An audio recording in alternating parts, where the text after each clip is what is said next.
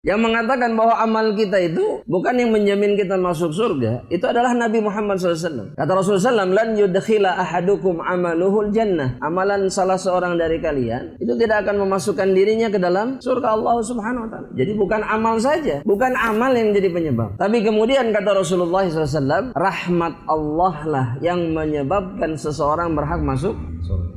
Para sahabat ketika mendengar sabda ini, maka mereka mengatakan, kalau begitu ngapain beramal? Ini reaksi yang logis, karena Nabi mengatakan seperti itu. Tapi lihat apa yang dikatakan oleh Nabi kepada para sahabatnya. Kata Nabi, i'malu, tetap beramal, kata Nabi. Dan di antara hikmahnya, kata para ulama, karena amalan seseorang lah yang kemudian mendatangkan rahmat Allah. Dan di antara amalan yang paling minimal yang mendatangkan rahmat Allah adalah kalimat la ilaha illallah. Gak ada lagi. Itu yang paling akhir. Kalau masih ada itu, seseorang masih berhak mendapatkan rahmat Allah Subhanahu. Allah itu menciptakan 100 rahmat. Allah hanya menurunkan satu di dunia. Kata Nabi, dengan satu rahmat ini, seluruh makhluk yang ada di alam semesta ini saling mengasihi satu sama lain. Binatang itu tidak menginjak anaknya karena gara-gara satu rahmat ini, kata Nabi. Makanya kalau antum menyaksikan ada orang-orang yang bisa memukuli anaknya sampai mati, mukuli orang tuanya sampai mati, mereka itu orang-orang yang dicabut rahmatnya oleh Allah Subhanahu wa taala. Karena kalau ada rahmat Allah di dalam hati mereka, mereka tidak akan pernah melakukan itu. Di jalan bisa mukulin orang seenaknya, itu manusia-manusia yang dicabut rahmatnya oleh Allah. Karena semestinya dengan rahmat Allah mereka tidak akan pernah menyakiti saudara. Itu harus takut, itu orang-orang yang kayak gitu harusnya takut. Allah mencabut dan mengharamkan rahmatnya dari diri mereka. Nah, disimpan 99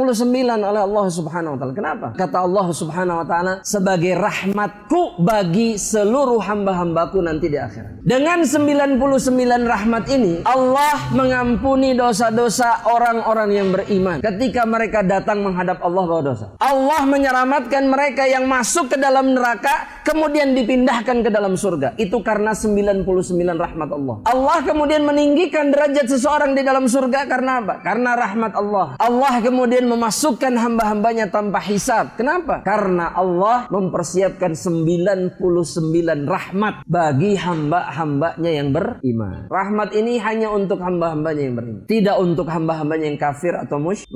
Dan kita sangat membutuhkan rahmat Allah Subhanahu wa taala yang Allah simpan kelak di akhirat. Wallahu taala.